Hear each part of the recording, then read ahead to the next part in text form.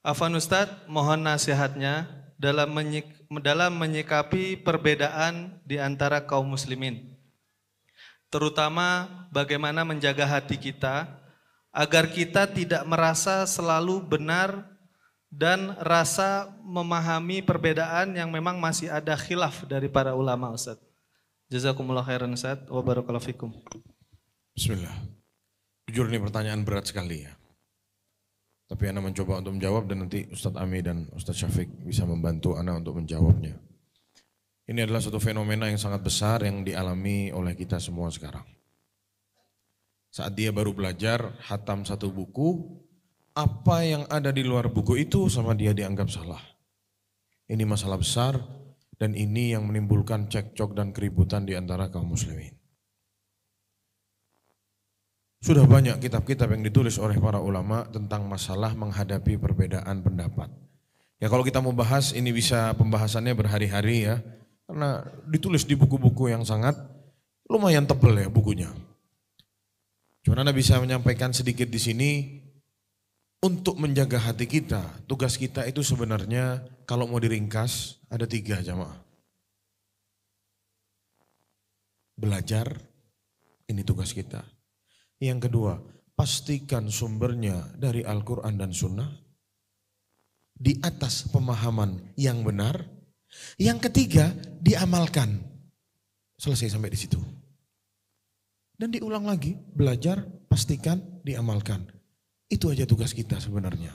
Ya. Jika ada perbedaan, kita tidak tahu itu benar atau tidak, jangan kita yang menghukumi, jangan. Apalagi kita bukan orang ahli. Bilang saja yang saya tahu wallahu a'lam seperti ini. Itu lebih enak daripada kita bilang salah, ini yang paling benar. Itu yang pertama menyakiti hati orang. Yang kedua bisa jadi kita tidak menghargai pendapat para kibar ulama yang mungkin beda sama apa yang kita pahami. Apalagi buat kita yang baru belajar. Betul kita lagi semangat-semangatnya nih belajar. Tapi agama ini bukan modal semangat saja. Agama ini luas, ilmu bagai lautan yang tanpa tepian ya. Semakin kita belajar kok semakin seakan-akan tepian itu tidak terlihat.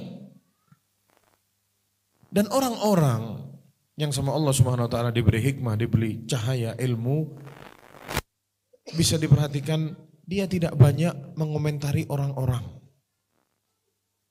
Kecuali memang fatal sekali ya memang ya. Yang bisa ngomong sama semut misalkan dan lain-lain yang antum tahu, tidak usah kita sebut namanya, ya itu tidak usah belajar pun orang tahu gitu ya. Jangan terus, jangan disalahkan, jangan ada bahasa seperti itu barang pasti sudah. Tapi kalau ada hanya perbedaan di antara sholat kita sama dia, perbedaan fikih terutama, sama kita dibuat bahan untuk ribut-ribut ya. Ini yang merusak perdamaian di antara kaum muslimin dan ini yang menjelekkan ya. Bukan menjelekkan, apa maksudnya? Ini membuat para asatidzah itu jelek namanya dari murid-muridnya yang seperti itu. Pakai bukan tangan besi, tapi pakai lisannya seperti besi. Keras lisannya, terlalu buru-buru mengomentari orang, nyalain orang, tanpa ada buktinya. Padahal dia yang mungkin kurang ilmunya. Mungkin ini saran Ana, ya. Yang belajar agar jangan buru-buru untuk berkomentar dulu. Sudah belajar diamalkan dulu untuk diri sendiri dan untuk orang sekitarnya. Kalau memang ada masalah yang pelik, tanyakan ke ahlinya. Dan ikuti, dia punya ustadz, hargai ustadznya, itu pendapat ustadznya. Alhamdulillah. Kalau dia kurang puas, mau tanya yang lebih hebat lagi di atasnya, silahkan. Jangan sibuk-sibuk untuk ngurusi orang lain dulu. Sibukkan diri kita sama ilmu ini, karena ilmu masih banyak yang mungkin kita belum tahu. Dan jangan buru-buru kita untuk menghukumi orang lain.